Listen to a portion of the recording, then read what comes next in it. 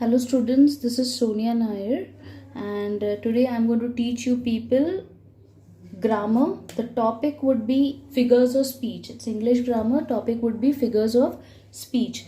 Now the first figure of speech what I'm going to teach you is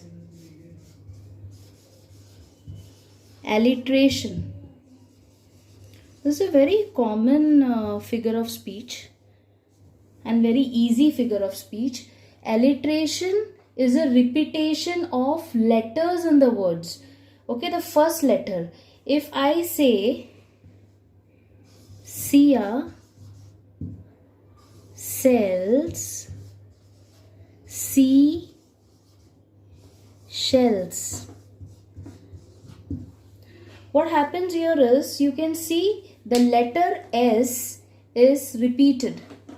Okay, what we can see is letter S is being repeated. So what is alliteration? Now you should be very clear with this concept. Alliteration is the repetition, है ना?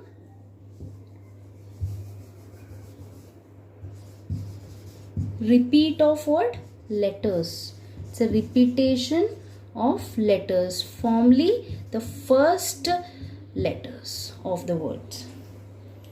Okay, if I need to give you one more example, I would give you is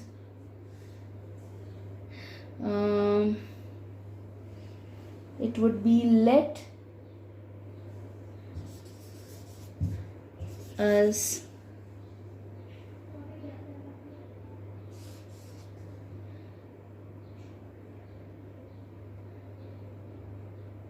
us love all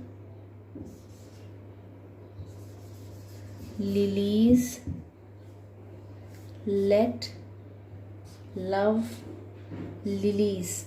All start with letter L. So these are the examples where we have a clear picture on what is alliteration. Okay. Now when I talk about alliteration is repetition of letters. But there is one more figure of speech where we have the same explanation, that is repetition of letters is again consonants. Now what is the difference between alliteration and consonants? I'll tell you now. Now when we talk about consonants, even here the repetition of letters takes place, but mostly last letters of the words. Okay, mostly the last letters of the words. I'll give you one example. Mike like to ride bike. So when I say this letter, when I write the statement, you see here the last letters are all E. Got it? So the only difference between alliteration and consonants is alliteration is the repetition of letter, that is the first letter of any word, wherein consonants can be any letter, mostly the last letters. Clear? So this is the two figure of speech which I have taught you. Now the third figure of speech what we will be learning is repetition. When we talk about repetition, it's like the repetitions of words. If I give you an example for the same will be, if I give you example that is no stir in air, no stir in sea. If I give you this word, this sentence, here I can see that no is repeated, stir is repeated, in is repeated. So this is repetition of words. जब words repeat होते हैं, when the words are repeated then it is repetition, and when letters are repeated then it is alliterations or consonants. Okay. Now the fourth figure of speech, what we'll be doing is personification. I'll write the serial number also.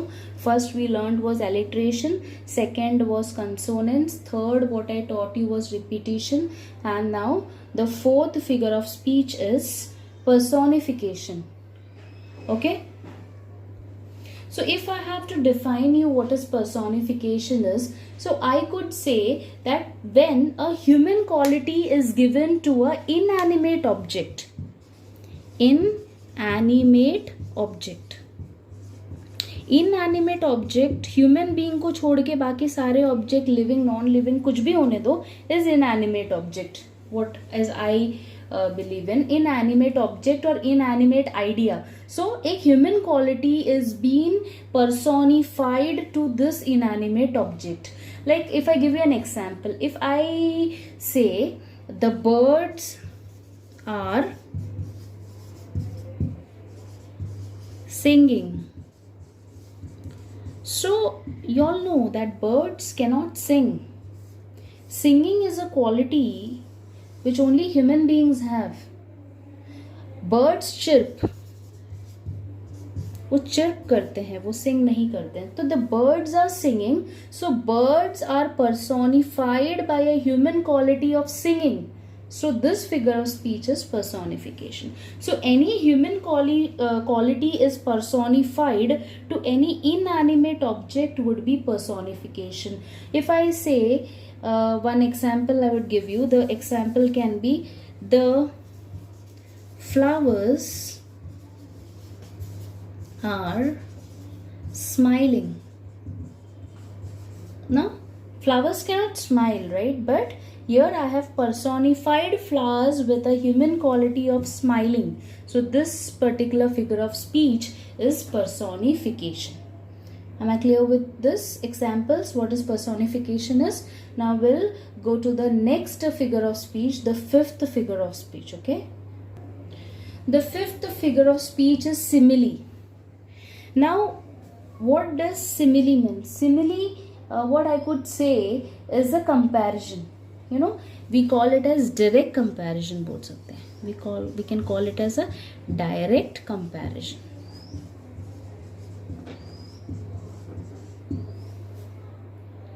Simile is a direct comparison. तो कोई भी दो चीज़ों में comparison हो रहा है using the words like as, like or maybe so. तो as, like, so ये एक ट्रिक है आप लोगों को जानने के लिए कि how can we identify the figure of speech simile. Simile would be a direct comparison using the words as, like or so. So we can just see one example of this. I can say that she is like a fox. So when I say she is like a fox, that means this girl is compared to a fox. So she must be as cunning as a fox, or maybe she has a look like a fox, so maybe whatever it is. So she is like a fox. So she is being compared to a fox using a word like. Okay, like. She is as white as snow. As is used, so she is compared to a snow. Okay, so that way mostly as or like के साथ होता है comparison, very rarely with so. So when these comparisons takes place, this is direct comparison. The figure of speech is known as simile. So what I'll do is I'll also write the sixth figure of speech here, so that this is a little related one. So that's the reason I have to write it together. The sixth figure of speech would be metaphor. So when I talk about metaphor, metaphor would be indirect comparison. Indirect comparison का मतलब हुआ यहाँ पे भी comparison हो रहा है, there is a comparison happening here also, but it is not direct, means we are not using these letters here to compare. So if I write she is a fox, so again she is compared to a fox but without these words. So this is indirect comparison. Understanding. Life is like a roller coaster. So I have compared life with a roller coaster using the word like. Life is a roller coaster. Life is a roller coaster. Sorry. Life is a roller coaster. Life is like a roller coaster would be simile. Life is a roller coaster would be metaphor. So now I hope you people understand the difference between simile and metaphor. Simile would be a direct comparison, wherein metaphor would be indirect comparison. Direct comparison will be using the words like as, like and so, and metaphor will not have these words during comparison. I'll give you one more example. Lata Mangeshkar is a nightingale of India. That is metaphor. And Lata Mangeshkar is like a nightingale of India. That would be simile. Okay. So now we'll get on with the seventh figures of speech. Okay. The seventh figure of speech would be hyperbole. So there are many people who pronounce it in various ways. So some says it as hyperbole, some say it as hyperbole, some say it as hyperbole. But the correct word what I would suggest you all to pronounce it is hyperbole. Hyper, this would be pronounced as ble. Okay, so what is this figure of speech? Hyperbole. Anything which is been exaggerated, बड़ा चढ़ा के जब हम कोई चीज बोलते हैं, we exaggerate any statement, so that is hyperbole. Like if I give you an example, you couldn't hear me. I tried calling you 100 times. मैंने 100 बार बुलाया तुमको, तुम नहीं सुने. You couldn't hear me. I tried calling you 100 times. So nobody calls anyone 100 times. But this is a exaggerated statement. Okay. Anything which we exaggerate and we put it into statement is hyperbole. Okay. So I hope you understood this. If I give you one more example. She wept ocean of tears. She wept ocean of tears. कोई समुंदर इतना तो रोता नहीं है. So nobody cries so much. But then she wept ocean of tears is again a exaggerated statement. Understanding? So this particular figure of speech where there is lot of exaggeration in the statement would be hyperbole. Okay, so we'll do the next figure of speech now. Next figure of speech is onomatopoeia. Onomatopoeia is any statement which has a sense of sound in it. Like if I give you an example, so whenever onomatopoeia comes, you have to remember the word sound, anything related to sound. If I say snakes are rattling, so this is rattling is a sound, so this is a sound, so this is onomatopoeia. If I say seabirds are screaming, so screaming is again a sense of sound. Children are whistling, so whistling is again a sense of sound. So this figure of speech, any figure of speech which has a sense of sound in it would be onomatopoeia. So the next figure of speech is euphemism. Euphemism is a figure of speech wherein we try to put in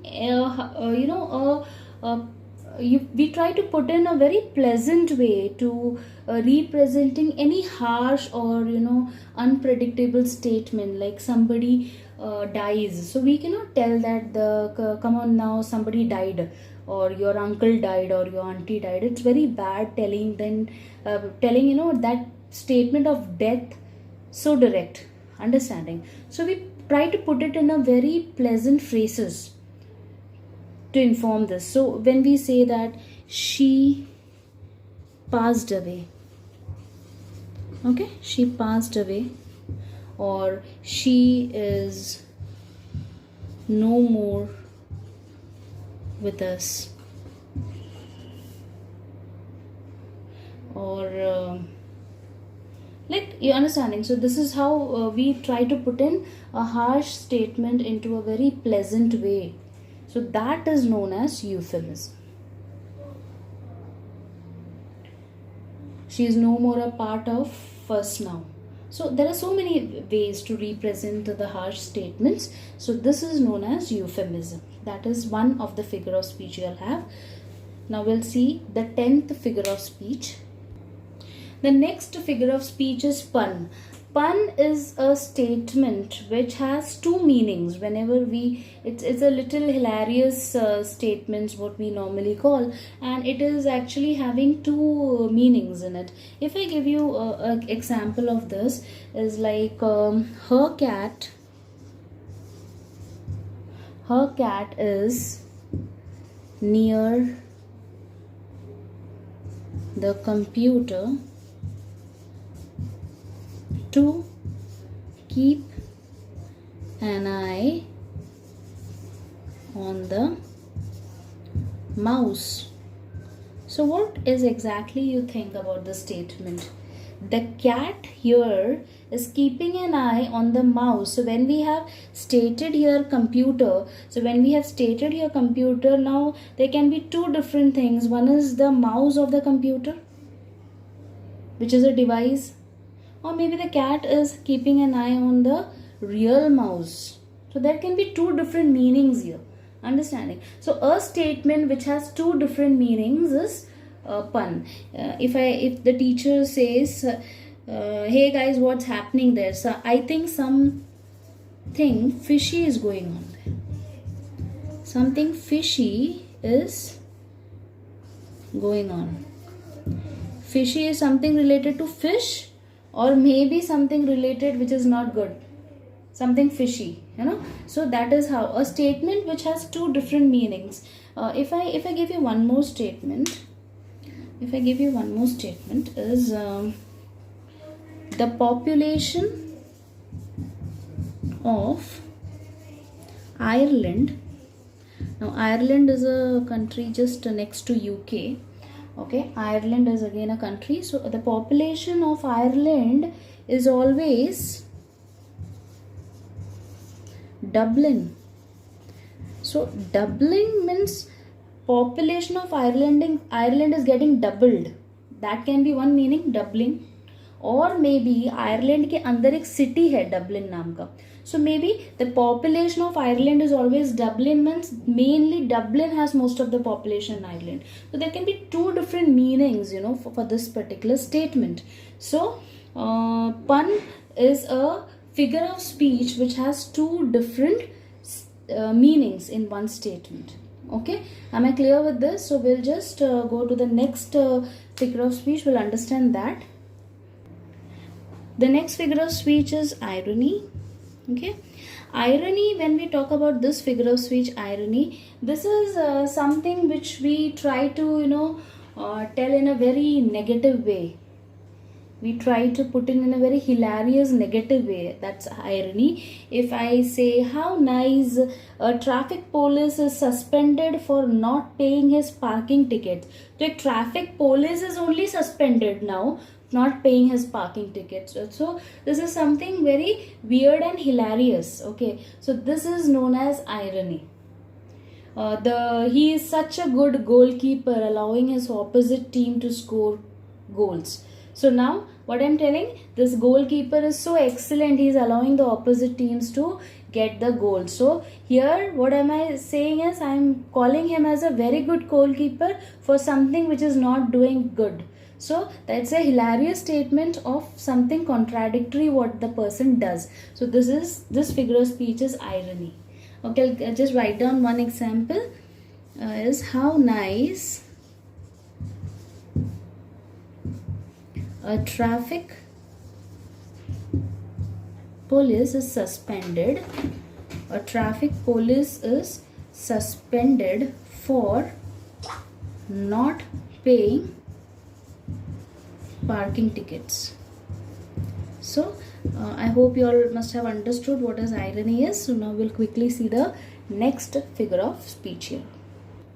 The next figure of speech what we'll be learning is apostrophe. Apostrophe is a like if you tell some statement to any person who is not around you, maybe something which is an abstract statement, or maybe something which is not if something doesn't exist and you start speaking to that particular thing. I'll give you one example so this will be very clear. If I give you one example is Gandhiji, India still needs you.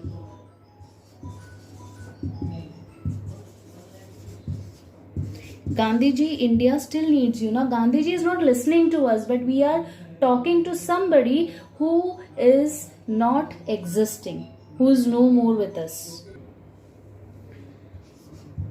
Second statement is like, Mummy, I miss you. Maybe you gone for a vacation and maybe you are camping, or maybe in some picnic or with your friends, and then for a few days and later you realize that you miss your mom, but your mom is not listening to you, but you are trying to talk to her who's not around you, right? So, Mummy, I miss you. A third statement what I could give you here is death, you shall be defeated.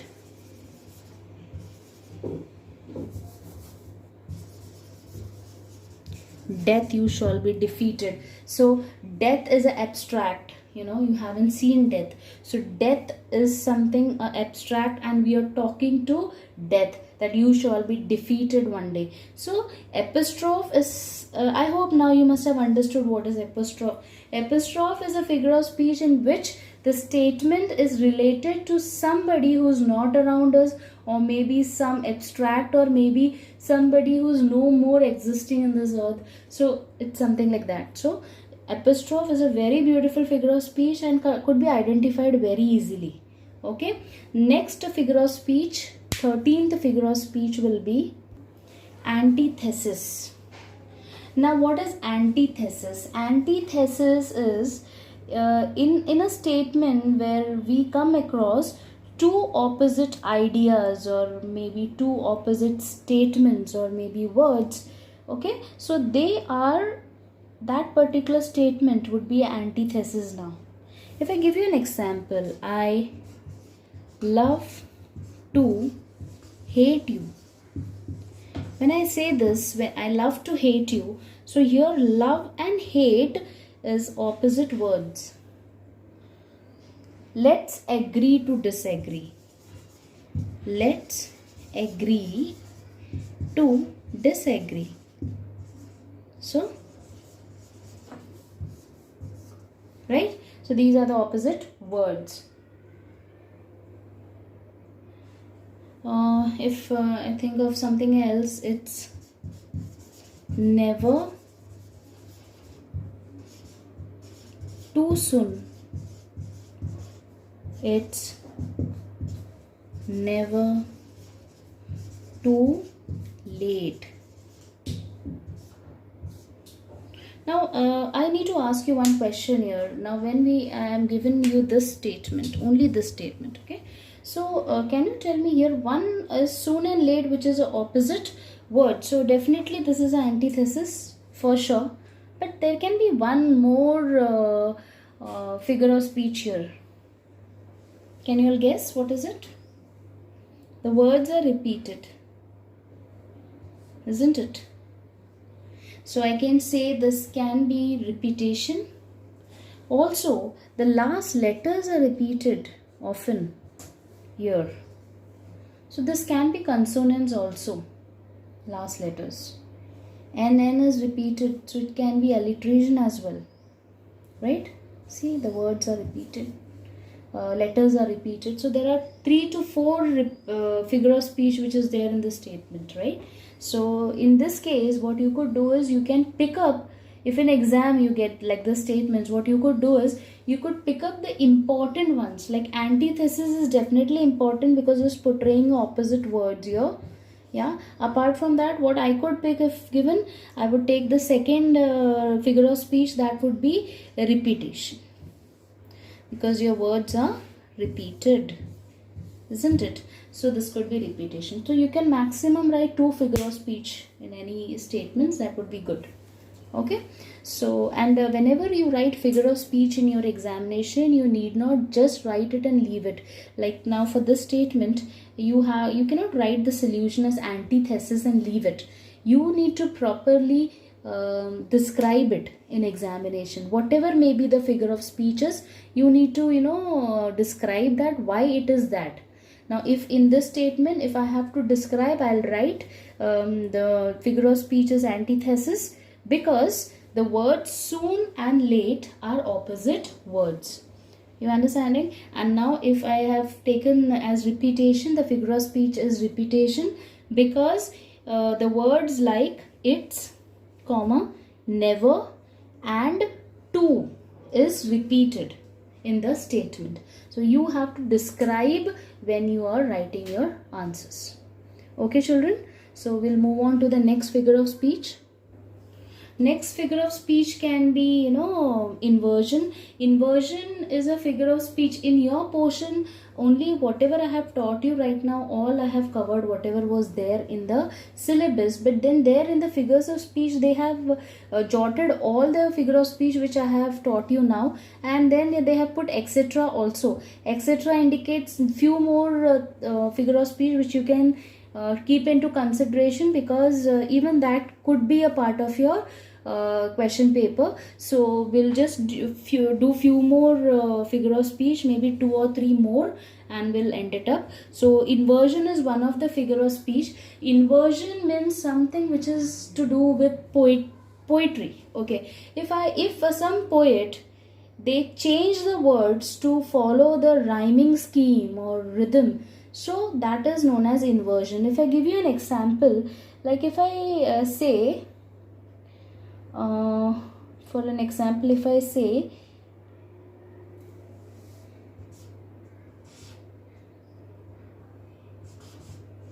Mark or Maria, her name is. So this word is being twisted and turned, like the words are being arranged jumbly so that it follows a rhyme at the end. So if I have to write it properly, how would I write it? I would write it as her name is Maria. Maria, her name is. This is a poet. He's written this just to give a rhyming effect. Okay. If I could give you one more example of this, if I give you one more example, it would be glistens the dew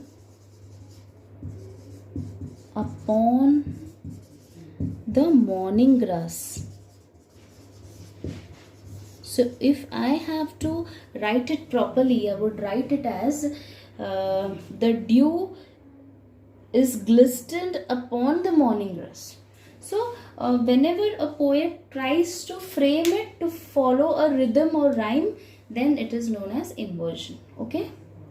Next figure of speech what I could teach you is exclamation can be one. Exclamation is the easiest figure of speech, because wherever in a statement you find this mark, exclamatory mark, that is an exclamation. What a beautiful piece of work. What a beautiful piece of work, and then an exclamation mark. So this is a exclamation figure of speech. Okay. The last figure of speech I would love to teach you is tautology. We learned what is antithesis was. Antithesis was something which is opposite meanings, no? And tautology means same meaning. Should be same meaning in the sentence. So if I give you, he is neat and tidy. He is neat and tidy. So neat and tidy is the same meaning. Okay, so this is tautology. So tautology would be the statement or a figure of speech which would give you the words which would have same meaning. Okay, so here I end this topic of figure of speech. I hope you all must have understood all the speech figure of speech which I have taught you all. Okay, and if any doubts, yeah, definitely get back to me. Yes, children. So all the best for your examination. Try to learn it by solving more and more examples. Okay, everyone, take care. Bye.